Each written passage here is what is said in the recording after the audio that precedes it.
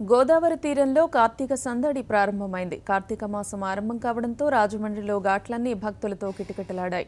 కోటిలింగాల ఘాట్, పుష్కర ఘాట్ల వద్ద పుణ్యస్నానాలు ఆచరించేందుకు వేకువజామునే పెద్ద ఎత్తున భక్తులు తరలివచ్చారు. పూర్తి సమాచారాన్ని రాజమండ్రి పుష్కర ఘాట్ నుంచి మా కరెస్పాండెంట్ హరీష్ అందిస్తారు.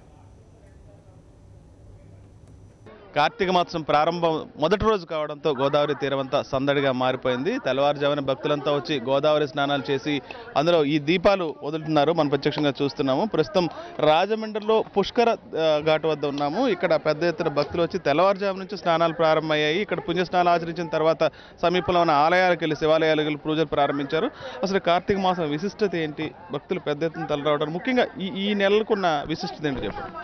సూర్యుడు తులారాశిలో ప్రవేశించినప్పుడు కార్తీక మాసం ప్రారంభకాలం అవుతుంది. ఇది కార్తీక మాసం 30 రోజులు ఉంటుంది. 31వ రోజున పోలీసు వర్గానికి చాలా విశేషమైనటువంటి రోజు. ఈ కార్తీక మాసం 30 రోజులు కూడా ఎవరైతే హిందూ మతాన్ని విశ్వసించే వాళ్ళు, ఆజ్ఞాన చింతనలు వరవడి కలిగిన వారు ఎవరైతే ఉన్నారో, ప్రత్యేకించి ఈనాడు వారు కార్తీక స్నానాలలో ముఖ్యంగా నదీ స్నానం చాలా విశేషమైనటువంటిది.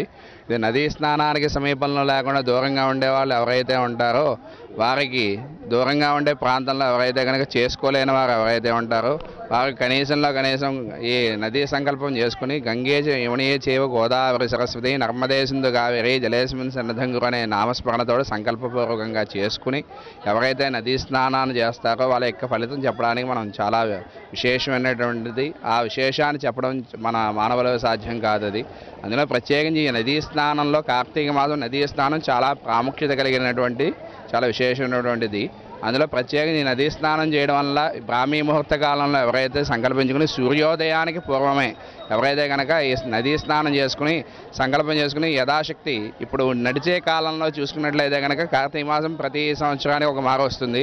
అందులో ప్రత్యేకించి ఈనాడు ఈ కార్తీక మాసం యొక్క విశిష్టత ఏమిటంటే పుష్కర తీర్థరాజ తీర్థములన్నీ కూడా ఈ నదిలోనే వసించి ఉంటాయి. అంత్యపుష్కరాలు అయ్యేంత వరకు కూడా మనకి 2016 ఆగస్టు వరకు కూడా ఈ అంత్యపుష్కరాలు ప్రారంభకాలం అవుతుంటాయి. అందులో ప్రత్యేకించి విశేషమైనటువంటి భక్తులందరూ కూడా వినియోగించవలసింది ఏమిటంటే కనుక ఈ పుష్కరరాజ తీర్థంలో ఎవరైతే పుష్కర తీర్థం స్నానం చేయలేని వారు ఎవరైతే ఉంటారో ఈ కార్తీక మాసం యొక్క స్నానము మరియు విశేషమైనటువంటి పుష్కర తీర్థం చేసినట్లయితే అశ్వమేధ యాగ ఫలితం లభించినటువంటి ఫలితం లభిస్తుంది. కలియుగంలో అశ్వమేధ యాగ ఫలితం చేయడం అనేది చాలా అరుదుగా జరిగేది. అది చేయడానికి మనకి నిర్దిష్టమైన ప్రమాణాలు లేవు. అందువల్ల నదీ స్నానం చేస్తే విశేషమైన ఫలితం కలుగుతుంది.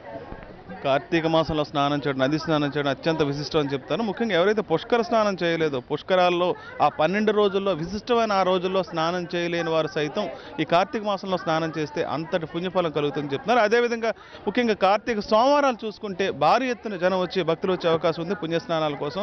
మా రానున్న రోజుల్లో పెద్ద ఎత్తున ఇంకా జనం వచ్చి ఈ నదీ తీరాల్లో పుణ్యస్నానాలు ఆచరిస్తారని, అంటే ఇక్కడ స్నానం చేయటం వల్ల ఎంతో మంచి జరుగుతుందని, పుష్కరాల్లో స్నానం చేసినంత ఫలితం కలుగుతుందని భక్తుల విశ్వాసం. రాజమండ్రి నుంచి video journalist Harish for Sakshi news.